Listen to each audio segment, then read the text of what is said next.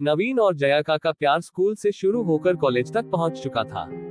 दोनों एक दूसरे से बेहद प्यार करते थे और दोनों ने एक साथ ढेर सारे सपने देख रखे थे अपनी खुशहाल जिंदगी के। नवीन का ये आखिरी साल था कॉलेज में। शाम को मिलने की बात कहकर जया ने फोन काट दिया था। नवीन ने घड़ी देखी, अभी दिन के 3 बज रहे थे। वो जया से मिलने के लिए बेचैन हो रहा था। जया को अपनी बाहों में भर लेना और उसके बदन की वो मीठी सी खुशबू नवीन को बहुत अच्छी लगती थी। जया भी नवीन की बाहों में एक गुड़िया की तरह सिमटकर अपना सब कुछ भूल जाती थी। दोनों इसी तरह लिपट कर बिना कुछ कहे काफी देर तक एक दूसरे की बाहों में खोए रहते थे। नवीन को उसी पल का इंतजार फिर से था। आज नवीन ने महसूस किया कि जया की आवाज में एक बेचैनी सी थी। शायद मुझसे मिलने की बेचैनी, नवीन ने मन ही मन में सोचा और मुस्कुराया। शाम होने को आई थी। अचानक नवीन के घर की घंटी बजी और इससे पहले कि नवीन दरवाजे तक पहुंचता, उसकी मां ने दरवाजा खोला। जया ही थी। उसने नवीन की मां को नमस्ते की और सीधे नवीन के कमरे की तरफ बढ़ गई। नवीन की मां को उनके प्यार के बारे में पता था, इसलिए वो मुस्कुरा के रह गई।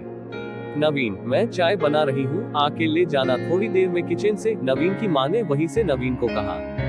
अच्छा मां, नवीन ने कमरे के भीतर से ही जवाब दिया। दरवाजा हल्का सा भेड़ कर नवीन ने जया को अपनी बाहों में ले लिए। जया के बदन की इसी खुशबू के लिए तो वो इंतजार कर रहा था अब तक। जया ने गुलाबी रंग का सलवार कुर्ता पहना हुआ था। ये रंग उसके गोरे बदन पे खूब फबता था। नवीन की बाहों में सिमटी जया ने अचानक अपना सर नवीन की तरफ उठाया। नवीन का जैसे सीना फट गया हो जया की तरफ देखकर। जया की आंखों में आंसू की मोटी मोटी बूंदें थी। नवीन हक्का बक्का होकर समझ नहीं पाया कि अचानक से ये क्या हो गया। फिर उसने सबसे पहले जया के आंसू पोंछे, उसका कोमल चेहरा अपने दोनों हथेलियों के बीच लिया और पूछा, क्या हुआ है जान, तुम रो क्यों रही हो बाबू। इतना सुनना था कि जया जैसे और टूट गई और बिना आवाज के वो और रोने लगी। उसकी आंखों से निकलते आंसू नवीन का सीना जैसे फाड़ दे रहे थे।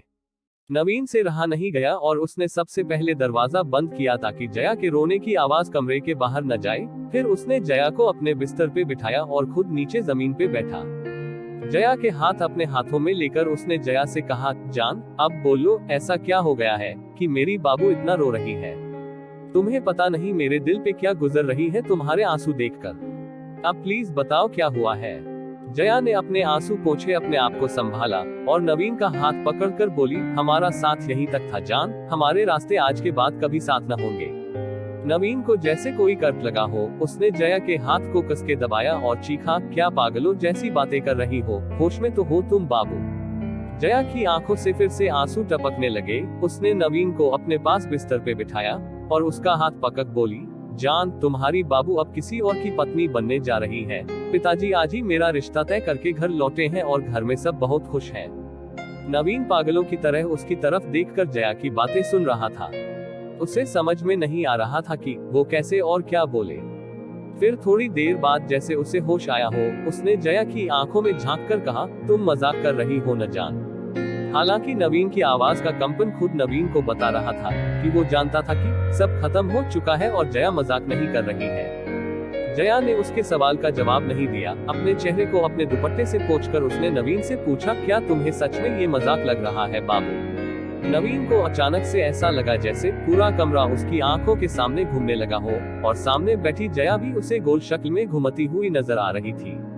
उसने अपना सर अपने हाथों से पकड़ लिया और एक शब्द न कहकर फर्श की तरफ देखने लगा। सब कुछ धुंधला सा दिख रहा था उसे, क्योंकि अब उसकी आंखों में आंसुओं की वो गंगा थी जो अभी अभी उसे उसकी बचपन की मोहब्बत जया ने तोहफे में दी थी। जया बिस्तर से उठी और दरवाजे की तरफ बढ़ी। नवीन अभी भी वैसे ही बैठा हुआ था। नवीन, जया ने जब उसे उसका नाम लेकर पुकारा तो उसने हैरान होकर जया की तरफ देखा। आज तक जो जया उसे बाबू, जान, जानू, शोना के अलावा और कुछ नहीं कहती थी, आज शादी की बात तय होते ही उसे उसके नाम से बुला रही थी। अचानक जैसे नवीन को होश आया हो, उसके चेहरे पे आंसुओं को साफ देखा जा सकता था। उसके होंठों पे एक दर्द भरी मुस्कुराहट थी। उसने जया की तरफ गौर से देखा और बोला, तुम यही कहने वाली हो न कि मैं तुम्हारी शादी में कोई बाधा न डालूं। जया ने ये सुनकर अपना सर झुका लिया और हल्के से बोली, हाँ नवीन, यही कहना था। मुझे पूरी उम्मीद है कि तुम मेरी हालात समझोगे और कुछ भी ऐसा वैसा नहीं करोगे जिससे ये शादी टूटे या मेरे घर वालों की बदनामी हो। नवीन हैरानी से जया को देखता रह गया। ये था उसके बचपन का प्यार, जिसे ये तक पता नहीं कि वो ऐसा कुछ करने की सोच भी नहीं सकता जिससे जया या उसके घर वालों का कोई नुकसान हो। क्या इतना ही जानती थी जया उसे? नवीन ने गला साफ किया कुछ कहने को, मगर फिर रुक गया। उसने जया की तरफ देखा, दीवानों की तरह मुस्कुराया, अपने दोनों हाथ जोड़ के जया को उसने प्रणाम किया और दरवाजा खोल दिया।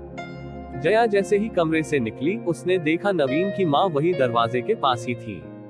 वो समझ गई कि नवीन की माँ ने सब कुछ सुन लिया है। अपना सर झुका जया वहां से चली गई। नवीन के माँ नवीन के कमरे में चाय रख दी। उन्होंने नवीन की तरफ देखा। नवीन जैसे शून्य की तरफ देख रहा था। उसकी माँ बेटे का दर्द देख न पाए और बिना कुछ कहे कमरे से निकल गई। नवीन की जैसे चेतना वापस आई हो, उसने चाय के कप को देखा। चाय से निकलती भाप उसे अपने जख्मी दिल के धुएं की तरह लगी। उसे जया का चेहरा याद आया। उसके आंसू अब उसे नकली से दिख रहे थे और जया के चेहरे पे शादी तय हो जाने की खुशी अब वो याद कर पा रहा था। नवीन का सिर्फ दिल ही नहीं, भरोसा भी टूटा था। उसने बाहर देखा, अंधेरा बढ़ने लगा था, बाहर भी और उसकी जिंदगी में भी। नवीन की आंखों में आंसुओं का नया समंदर फिर से दस्तक दे रहा था।